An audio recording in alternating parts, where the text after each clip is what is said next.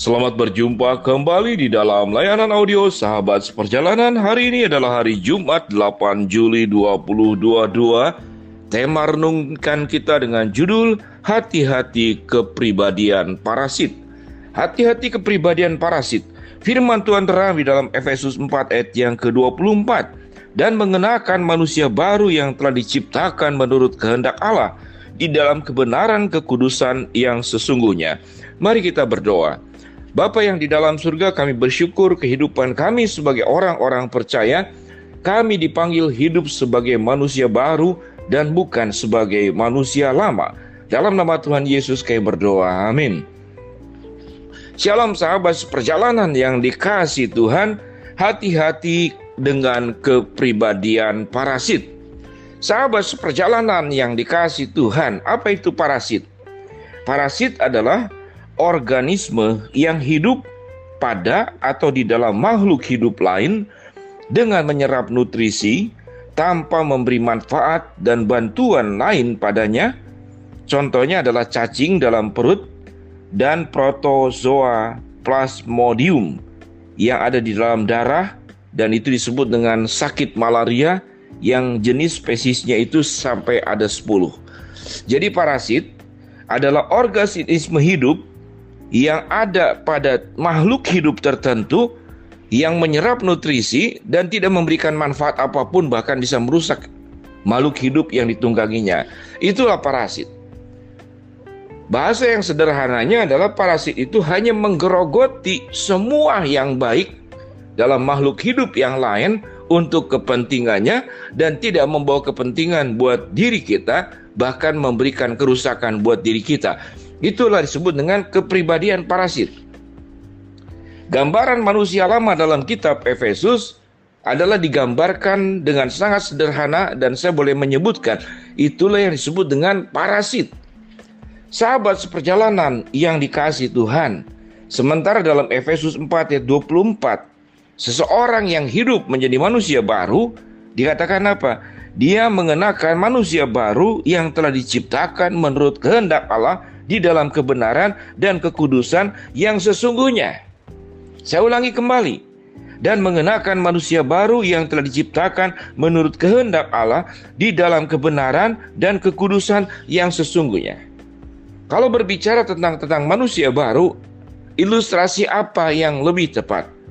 Tadi ilustrasi tentang manusia lama dikaitkan dengan parasit, organisme hidup yang tidak memberi manfaat, namun justru menyerap semua nutrisi hidup makhluk hidup yang ditungganginya, bahkan memberikan kerugian. Gambarannya kalau sebagai manusia baru yang dicatat dalam Efesus 4:24, dan mengenakan manusia baru yang diciptakan menurut kehendak Allah di dalam kebenaran dan kekudusan yang sesungguhnya. Apa ilustrasi yang paling mudah? Yaitu parasut. Kehidupan lama akan menjadi parasit. Kehidupan baru akan menjadi parasut. Parasut dalam bahasa Sunda biasanya, bahasa Indonesia juga sama. Apa itu parasut? Parasut itu adalah penyelamat untuk para tentara yang menjatuhkan diri dari pesawat terbang turun ke bawah. Dia memakai parasut atau parasut. Sehingga kalau para tentara yang dalam medan peperangan untuk menyerang satu daerah tertentu, atau kita saja, kalau kita memang naik pesawat terbang dan diizinkan setiap para penumpang ada parasutnya atau parasutnya masing-masing, maka pada saat kita bisa loncat dari terbang ketinggian, tatkala pesawat itu memperlambat penerbangan tidak sampai 800 km per jam karena itu terlalu cepat, tidak akan saudara bisa terjun.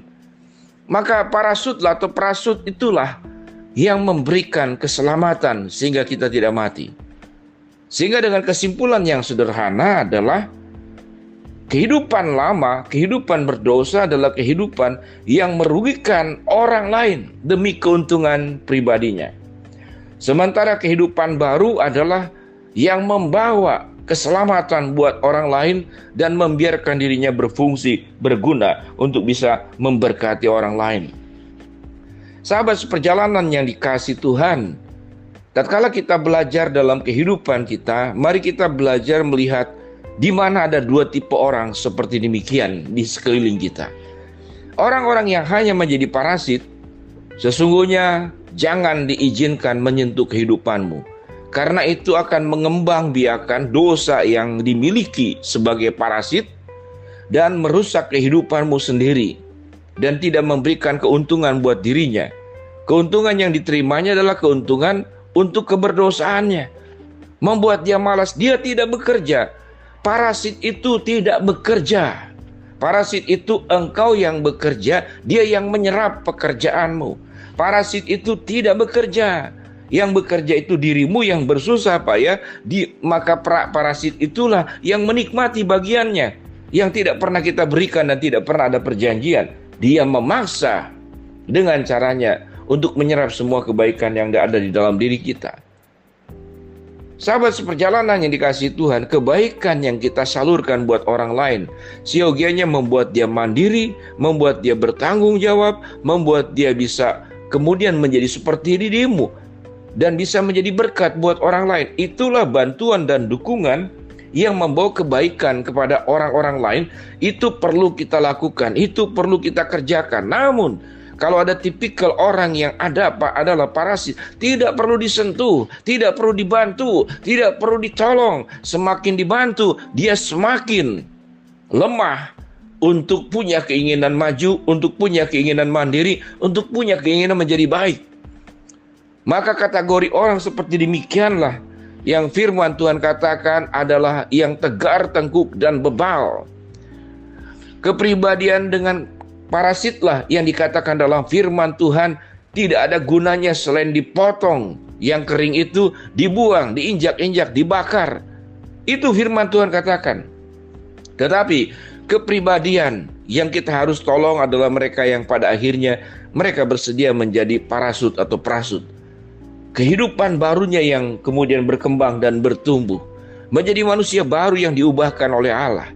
Dengan demikian sahabat seperjalanan, jangan memberikan kehidupan kepada para parasit, tetapi tolonglah orang-orang, bantulah orang-orang yang mereka pada akhirnya satu hari kelak nanti mau menjadi prasut atau parasut.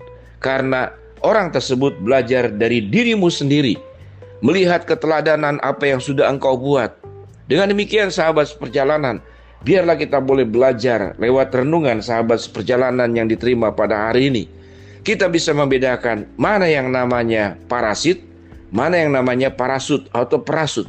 Mana orang yang hidup sebagai manusia baru yang diubahkan oleh Allah, dan mana orang yang hidup sebagai manusia lama yang tidak mau diubahkan.